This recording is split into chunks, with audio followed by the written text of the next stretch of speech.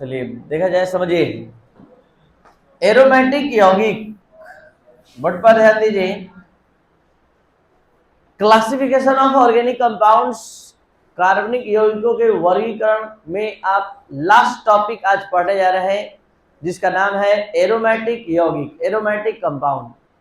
Aromatic compound ऐसे compound होते हैं जिसमें कम से कम एक बेंजीन रिंग होता है, और एक बेंजीन रिंग 6 कार्बन एटम का बना होता है। यानी इसमें 6 कार्बन एटम जो होता है, उसमें जो रिंग चेन तैयार होता है वो single bond, double bond, alternate वे में स्थित होते हैं। यानी कहने का मतलब है कि एरोमेटिक यौगिक ऐसे यौगिक होते हैं दीजिए जिसमें 6 कार्बन एटम का बेंजीन रिंग होता है, जिसमें जो बेंजीन रिंग होता है वो 6 कार्बन को इस ढंग से लाता है क्लोज चेन में कि वो सिंगल बॉन्ड और डबल बॉन्ड से जुड़ा होता है। अब इस बात को जनरल फॉर्मूला में हम समझाने जा रहे हैं।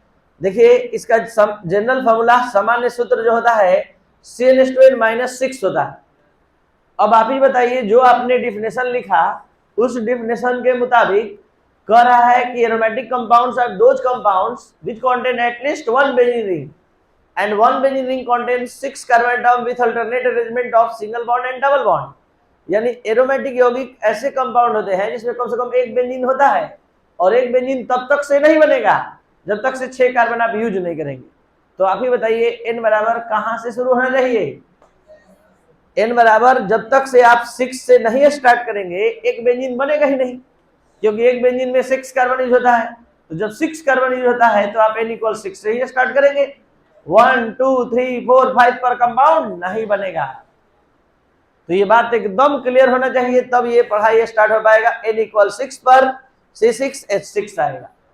अब डिफिनेशन के अकॉर्डिंग आप चलेंगे, 6 कार्बन का क्लोज चेन ऐसे ही बनता है हेक्सागोनल, षष्ठभुज।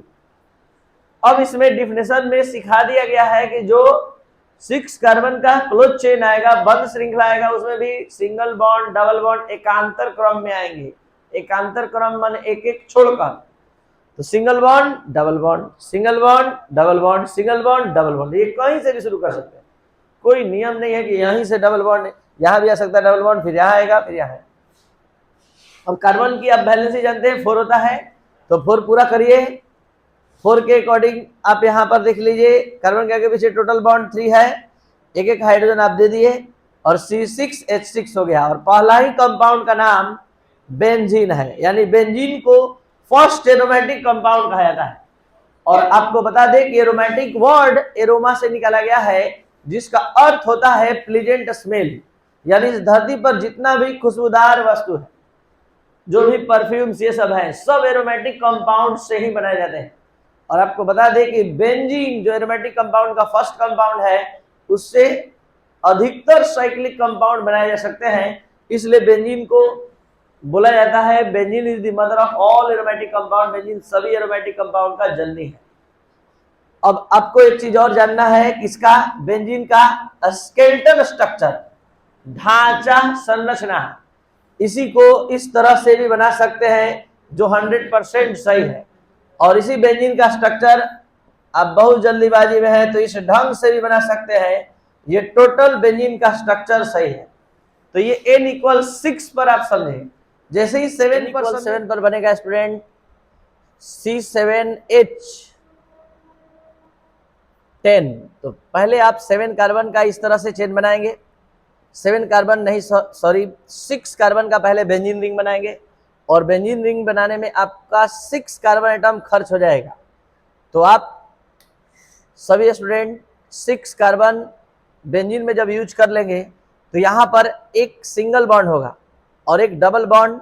मतलब आप डिफिनेशन के अकॉर्डिंग चलेंगे, जिसमें आप देख रहे हैं कि एक सिंगल बॉन्ड और एक डबल बॉन्ड बताया जा रहा है, एकांतर क्रम में स्थित होता है, यानी अल्टरनेट वे में स्थित होता है। तो इस तरह से यहाँ पर आप अब वैलेंसी, टेट्रा वैलेंसी पूरा करेंगे। कार्बन की टेट्रा वैलेंसी पूरा करने के लिए यहाँ पर एक एक हाइड्रोजन आप अटैच करेंगे, और आपका ये कंप्लीट C7H 10, C7H8 यानी कि मिथाइल और ये बेंजीन। तो ये मिथाइल बेंजीन का स्ट्रक्चर बनकर तैयार हो गया, जो N=8 N=7 पर एरोमेटिक कंपाउंड बना। अब इसी का स्केलेटन स्ट्रक्चर आप इस तरह से बनाएंगे, इस तरह से स्केलेटन स्ट्रक्चर तैयार होगा स्टूडेंट। अब हम बात करते हैं, और इसी का दूसरा नाम आपको एक चीज और बता दे, इसी का दूसरा नाम सेकेंड नेम है टॉल्विन।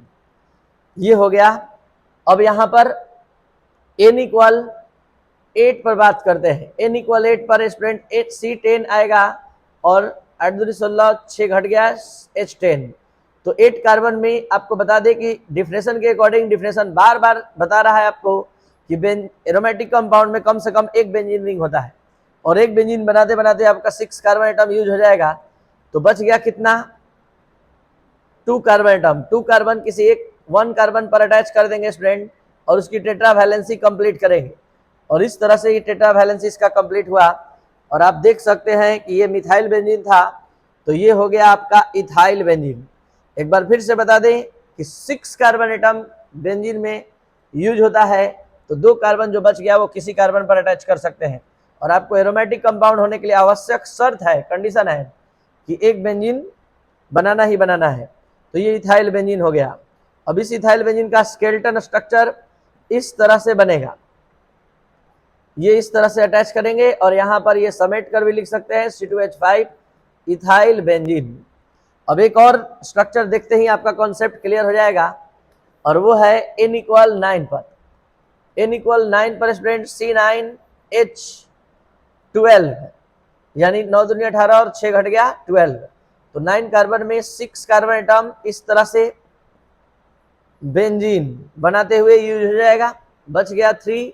तो 3 कार्बन को आप इसी पर अलग अलग भी अटैच कर सकते हैं, देख सकते हैं, और अल्टरनेट वे में सिंगल बॉन्ड डबल बॉन्ड।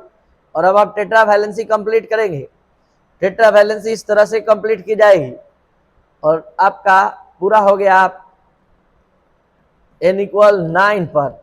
और अब आप इसका नाम समझ सकते हैं प्रोपाइल बेंजीन। जैसे N=7 पर हुआ मिथाइल बेंजीन, N=8 पर इथाइल बेंजीन, और ये हो गया स्टूडेंट प्रोपाइल बेंजीन।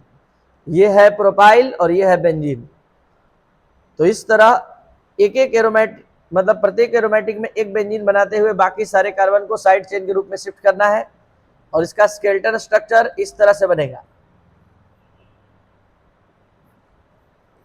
और यहां आप साइड चेन को अटैच करेंगे प्रोपाइल बेंजीन। अब N=10 पर आप सभी स्टूडेंट अपने से बना लेंगे खुद से। तो ये था एरोमेटिक कंपाउंड, जिसमें ये बताया गया है कि एरोमेटिक कंपाउंड ऐसे कंपाउंड होते हैं जिसमें कम से कम एक बेंजीन रिंग होता है, और प्रत्येक बेंजीन रिंग में 6 कार्बन एटम होता है, जिसमें अल्टरनेट अरेंजमेंट होता है सिंगल बॉन्ड और डबल बॉन्ड का।